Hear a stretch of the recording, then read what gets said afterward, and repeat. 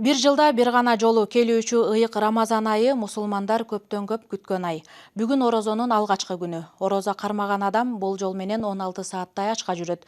Андыктан бул парзды аткара турган адам алдын ала убактысын туура бөлүштүрүп, уйку режимин көзөмөлгө алып, ооз бекитүүдө жана ооз ачууда тамактануусуна көңүл бурушу шарт. Орозодо кайсы азыктар адамды ток кармайт жана суусатпайт, эмнелерди жегенге болбойт. Орозо айында туура тамактануу менен бирге эле азыктарды да туура тандоо шарт. Курулган тамактардан алыс болуп, сууга жана бууга бышкан азыктар менен тамактанган дурус. Түрк диетологдордун айтымында ооз бекитүүдө жумуртка, быштак, сүт, айран, жашылча жана мөмө жемиштерди жесеңиз курсагыңыз ток болот. Ошону менен бирге нан, салат, жаңгак, бадам, сулуу жана кургатылган буурчак өсүмдүктөрү да адамды ток кармайт. Алардын катарына нокот, горох сыяктуу азыктар кирет. Себеби бул азыктар эттин калориясын берет. Ооз ачууда эмнеге курма менен ачуу сунушталат? Себеби курма узак убакыт бою энергия менен камсыз кылуучу углеводдун булагы. Ошондой эле тамак сиңирүү системасынын иштешин жөнгө салат. Магний жана калийге да бай азык. Ооз ачуу учурунда убакытты бөлүп, аз-аздан тамактанууда маанилүү. Көп тамактануунун кажети жок. Себеби адам ачка болуп туруп тамак жегенде ичегилердин түйүлүшүнө алып келет. Мындай жагдай операция жолу менен дарылоого туура келет. Орозо кармаган адам ооз бекитүүдө уктап калбоого аракет кылышы керек. Анткени эртең мененки тамакта бир күндүк энергиянын булагы бар. Эртең менен турганда организмди ойготуу үчүн бөлмө температурасындагы бир чыны сууну ууртап ичип, 2-3 даана мөмө жемиш кактарын жеген туура. Мөмө жемиштердин ичинен банан эң пайдалуу азык болуп саналат. Ал курсакты ток кармайт. Ооз бекитүүдө жүзүм, алма, апельсин жегенден баш тартыңыз. Бул мөмөлөрдүн курамында кычкылдар көп болгондуктан адамды суусатат жана курсакты батачырат.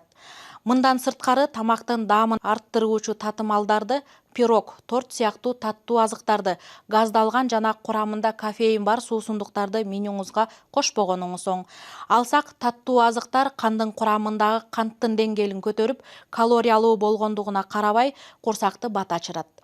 Оозду жабарда бир чыны сууга бир чымчым туз кошуп ичсеңиз, күнү бою организмде суунун балансын кармап, суусап кетүүнүн алдын алат. Сууну көбүрөөк ичүү керек. Мисалы, 1 килограмм салмакка 30 мл суу туура келет. 50 килограмм салмакка 150 мл суу ичүү нормага ылайык деп эсептелет. Мындан сырткары көк чай, чөп чайлар да өтө пайдалуу. Ооз ачары менен эле дароо тамактануудан карманыңыз. Бир аз убакыт өткөндөн кийин гана тамактанууга өткөн оң. Ашыкча тамактануу тамак сиңирүүнү жайлатып, ашказан оорусуна алып келиши мүмкүн. Ооз ачканда шорпо ичүү эң жакшы тамак болуп саналат. Организмди пайдалуу заттар менен толуктайт жана оор тамактарга даярдап берет. Эгерде сиз эртең мененки күнүңүздү кофе ичип баштасаңыз, анда Рамазан айында андан баш тартканыңыз туура болот. Себеби кофенин организмге көптөгөн зыяндуу таасири болушу мүмкүн. Негизги тамакты 3 бөлүккө бөлүп алган туура. 3төн бири углеводдор, 3төн бири майсыз эт же балык, калганы жашылчалар болуу керек. Мындай азыктар балансталган тамактанууга кирет. Орозо убагында эмнелерди азайтыш керек жана кайсы азыктар сунушталбайт?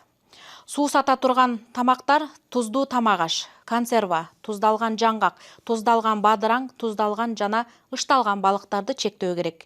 Таттуу азыктар тамак сиңирүүнү начарлатат. Мындан тышкары кандагы глюкозанын деңгээлин жогорулатып, таттууга болгон эңсөөнү пайда кылат. Андыктан ооз ачкандан кийин 2-3 сааттан кийин жеген сунушталат. Бирок таттууларды пайдалуу азыктарга алмаштырган жакшы: курмага, кургатылган жемиштерге. Кармаган орозоңуздар кабыл болсун.